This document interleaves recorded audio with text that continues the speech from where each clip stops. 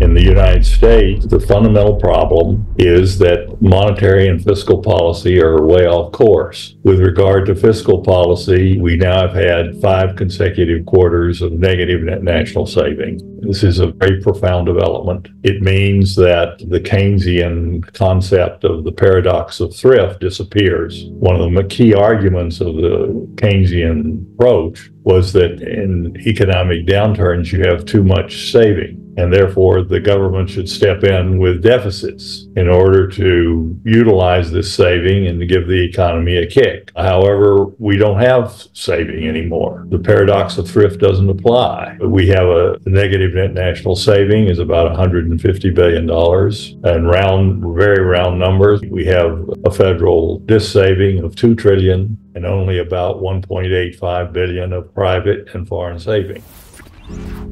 And we know from the circular flow, both conceptually and algebraically, that gross domestic income must equal gross domestic product. And one of the consequences of that, same thing algebraically, is that physical investment must equal net saving. And right now we have negative net national saving. This is only the 3rd time since 1929. We had 4 years during the Great Depression, and we had 3 years of negative net national saving in the Great Financial Crisis. But what is different and unusual and totally inappropriate based on historical experience is that we have negative net national saving and the economy is still growing. And as the downturn deepens, which I expect, the receipts will fall off, transfer payments will step up, the negative net national saving will increase. There are proposals to further increase federal debt, and we're going to have a more fundamental problem. And at the same time, the Federal Reserve is behind the curve. I like to look at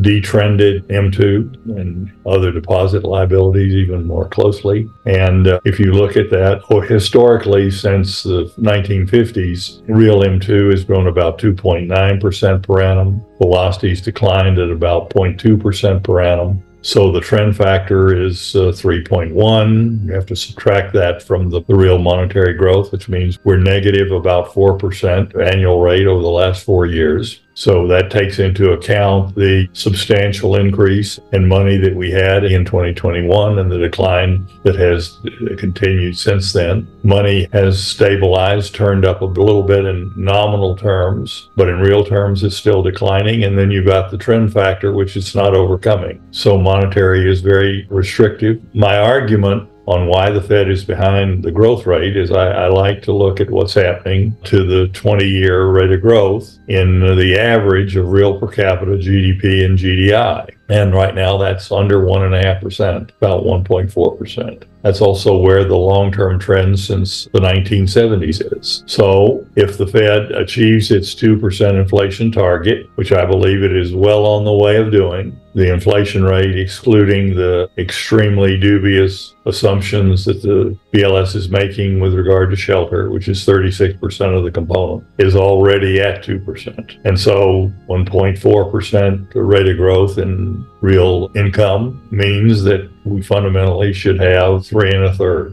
policy rate. We're currently at 5 1/3. And if the Fed overshoots, then it's going to need to go lower. And so we have a condition where both monetary and fiscal policy are inordinately restrictive, and the Fed is behind the curve, which they don't accept that view. They're uncertain about that. In addition to that, the United States has very depressed household formation and also very depressed birth rate, record low birth rate. The economy is aging in spite of the fact that we've had a massive amount of illegal immigration, and the demographics and debt and growth situations are even worse outside the U.S. than they are inside the U.S. The U.S. is almost 39 years average age. China is 41. In 2 years, they'll be 43. They're aging very, very rapidly. The average age in Europe is 44. The average age in Japan is 49. It's soon going to be 50. These are old economies with low birth rates, low family formation, are not spending economies. I'm a strong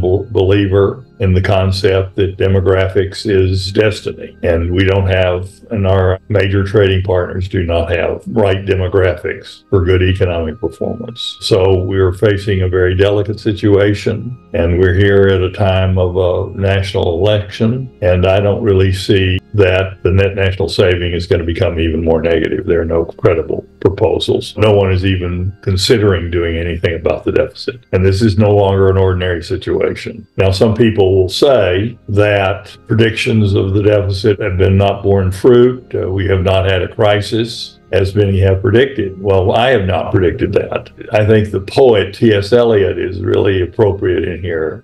Eliot said, "How does the world end? Not with a bang, but with a whimper." And what this negative net national saving will do what has happened in Japan, what is happening in Europe, now in China, is that it will grind the growth rate down. It doesn't mean that you have to have a crisis. You just slowly lose your trend rate of growth, and that's been exactly what happened. If you go back to 1970, the trend rate of growth for the 100 years before that was 2.3% per annum. We've lost almost a 1% of the 2.3. That's a decline of more than 40% of our growth rate. And the decline occurred by such a small amount in any 1 or 5 year period that it didn't really catch anyone's attention. But it has had these profound effects, particularly on demographics. And when you grind the growth rate lower, you exacerbate the income and wealth divides, and society is less healthy. And so the fiscal policies that we're pursuing, in which monetary policy is getting trapped in, got it trapped in a major way during the pandemic, then exacerbate the problems. And so we have serious fundamental issues. The timing of how this works out remain tricky because there are so many complex factors at work. But the fact of the matter is,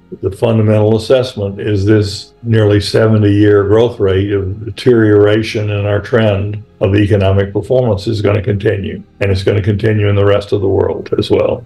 During the pandemic, we coordinated in a very unusual way monetary and fiscal policy. And the Federal Reserve used channels that were really not been employed in the past, so that effectively they were monetizing the federal debt. So in this environment, it was able to provide a short-term stimulus to the economy, but inflation is too much money chasing too few goods. And we had the supply disruptions, aggregate demand curve shifted outward, it went into inflation, but inflation creates all of these consequences, particularly for our modest and moderate income households. The bulk of our people cannot benefit from higher inflation. The top decile, maybe the second decile, they do, but everyone else falls behind. So if you look at the real weekly earnings of our full-time hourly and salaried workers, which is about 120 million people, in the past 16 quarters, in other words, coming off the pandemic low, we've declined at 2% per annum. And that has had a devastating impact. And I think that's one of the main reasons that when the University of Michigan surveys people, and keep in mind, Michigan has been surveying since the 1950s. In my opinion, they're the most soundly constructed of all of the confidence measures. Pioneering work of Dr. George Katona, which has been continued on by his predecessors, I think is theoretically the most sound. And based on what people are telling the University of Michigan, for many months now, the confidence levels have been below where we entered all the recessions since the end of 1950. And that doesn't surprise me because the real income has fallen. Now, we have had gains in employment, but that has been neutralized by two forces in the payroll survey, which, as we've all learned this past week, was badly overstated. Number one, firms have been dramatically reducing the work week. It's come down very dramatically, which was a reason to question why firms were hiring so many people when they were so radically cutting the work week is now below where it was when we entered the GFC, late 2007. And in addition, at the same time, particularly over the last 10 months, even though this is looking at the household survey, employment declined, but there was a very sharp decline in full-time employment that was actually essentially equivalent to the increase in part-time jobs. But part-time jobs don't give us the same benefit. They don't give people the confidence in their future. They don't give them the benefit packages, the retirement, the health pension benefits, the health benefits as well, and vacation pay and holiday pay and a whole host of other things. So the job market was really robust in only a technical sense of the word. And if you took the payroll numbers that BLS has been reporting, multiply that times the household employment, which has been declining, and multiply it by the payroll work week, aggregate hours worked year over year is virtually unchanged. And we've just learned that the payroll jobs were overstated by more than 800,000. BLS has said we're supposed to have a 1/10 of error plus or minus. We had a 5/10 error, 5 sigma error, the largest error since 2009. And so it's now conceivable when we finally get the actual hard data, not just an indication that they've overshot, next February, we'll find that aggregate hours worked in the past year are actually negative. They're not slightly positive. And so the labor markets are not providing satisfaction. That's why people are concerned. Another thing that is developed here, the conference board asks people what are their job prospects, and they take a differential of those that expect employment to be better and those that expect job layoffs to increase and so forth. And this labor differential of the conference board declined again in August, and it's now at the lowest level since the pandemic. The labor markets are not doing well, and people know it. That's why they tell the surveyors that they're concerned about the situation. The payroll jobs are used in the computation of a lot of other indicators. For example, it affects wage and salary income. If you have less people employed, you have less wage and salary income, which means you have less personal income. The personal income is a component of gross domestic income. So we're going to get a downward revision of gross domestic income. It's already been trailing gross domestic product, and it's now going to be pushed even lower as a result of the fact that they missed the payroll job count. Industrial production already shows a cyclical peak as measured by standards of the National Bureau of Economic Research, who's in charge of cycle dating. But industrial production also relies on those payroll numbers. And here is the situation. The Labor Department has told us that we had this big miss, but if you go to their website and you pull down the current series, there's been no adjustment. There will be no correction until next February. Some of the internal numbers are going to be corrected. The aggregate hours work are going to eventually have to be revised downward. Well, productivity is output divided by aggregate hours work, which means that the productivity numbers have been understated. Unit labor cost, wage and salary compensation, divided by productivity. So the productivity understatement is going to result in a decline pushing downward, or a downward revision of unit labor cost, which means that the inflationary picture from the cost production side is even better than what we thought. And so when these numbers miss, it causes bad policy decisions, but it also affects the business sector's making of decisions,